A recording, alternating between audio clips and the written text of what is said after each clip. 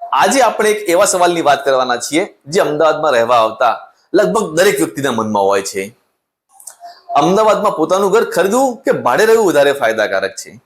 આ એક મોટો નિર્ણય છે અને આપણે તેને સરળ બનાવવા માટે સંપૂર્ણ ડિટેલિંગ કરશું.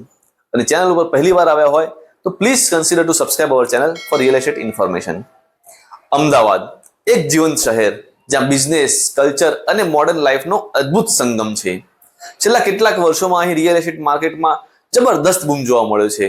નવા પ્રોજેક્ટ્સ, ઇન્ફ્રાસ્ટ્રક્ચર ડેવલપમેન્ટ અને વધતી જોબ ઓપોર્ચ્યુનિટીઝને કારણે લોકો માટે અમદાવાદ એક એટ્રેક્ટિવ સિટી બની ગયું છે.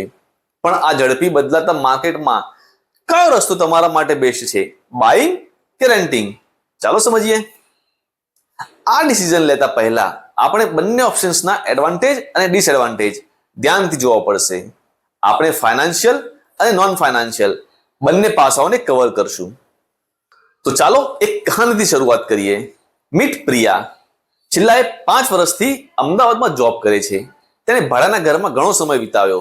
હવે તેને લાગ્યું કે બસ હવે બહુ થયું. તેનું સપનું છે કે પોતાનું ઘર હોય જ્યાં તે પોતાની મરજીથી ડિઝાઇન કરી શકે. પ્રિયાની જેમ જ ઘણા લોકો માટે ઘર ખરીદવું એ ફક્ત પ્રોપર્ટી નહીં પણ એક ઇમોશનલ ઇન્વેસ્ટમેન્ટ હોય છે. બાઇંગના ઘણા ફાયદા છે, જેમ કે લોંગ ટર્મ ઇન્વેસ્ટમેન્ટ. અમદાવાદમાં પ્રોપર્ટીના ભાવ સતત વધી રહ્યા છે. છેલ્લા 5 વર્ષમાં કેટલાક એરિયામાં 112% પણ વધુ એપ્રિસિએશન જોવા મળ્યું છે.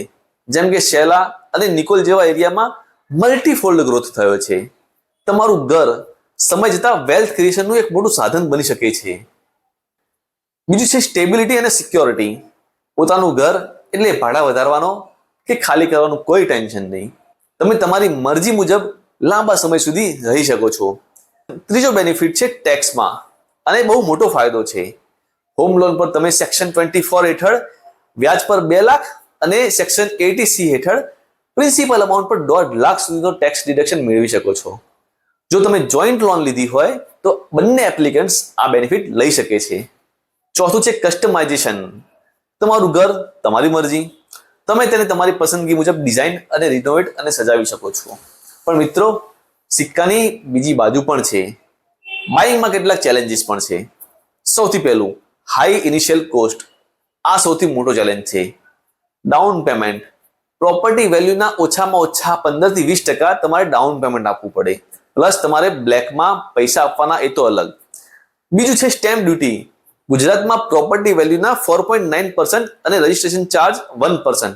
એટલે કે જો તમે 60 લાખનું ઘર લેતા હો તો લગભગ 3.5 લાખ રૂપિયા તમારે ફક્ત સ્ટેમ્પ ડ્યુટી અને રજિસ્ટ્રેશનમાં લાગશે.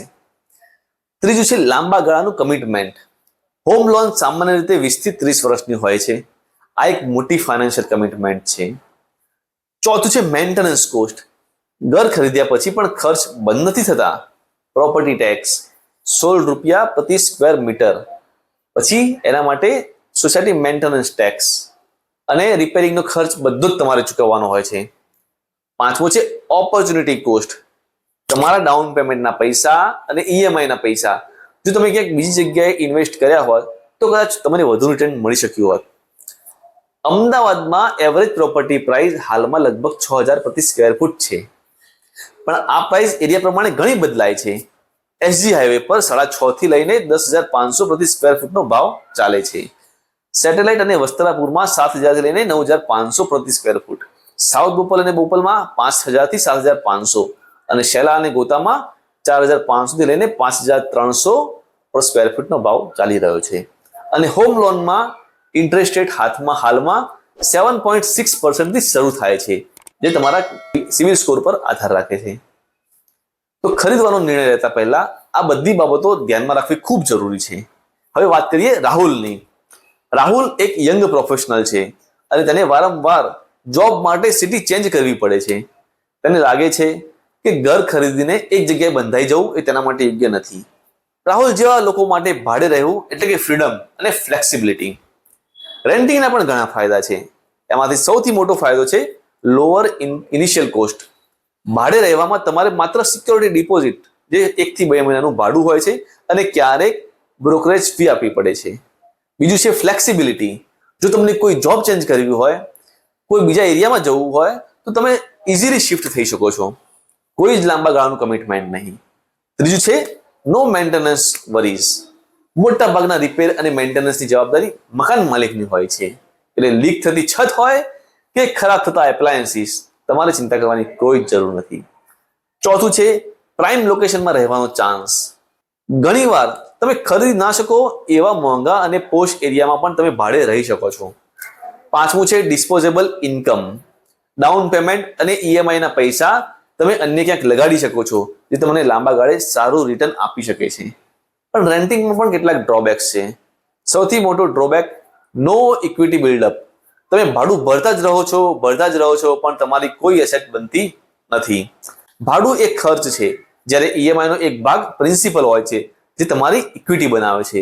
ભાડામાં વધારો સમયાંતરે લેન્ડલોર્ડ ભાડું વધારી શકે છે, જેના કારણે તમારો મહિનાનો ખર્ચ વધી શકે છે. અમદાવાદમાં છેલ્લા વર્ષમાં રેન્ટલ યીલ્ડ 3.6 થી વધીને 4.2% થયું છે, જે દર્શાવે છે કે ભાડા વધ્યા છે. બીજું છે લિમિટેડ કસ્ટમાઇઝેશન. તમે ભાડાના ઘરમાં રહેતા હો તો એમાં બદલાવ કરી શકતા નથી. ત્રીજું છે લાંબા ગાળાની સ્ટેબિલિટીનો અભાવ.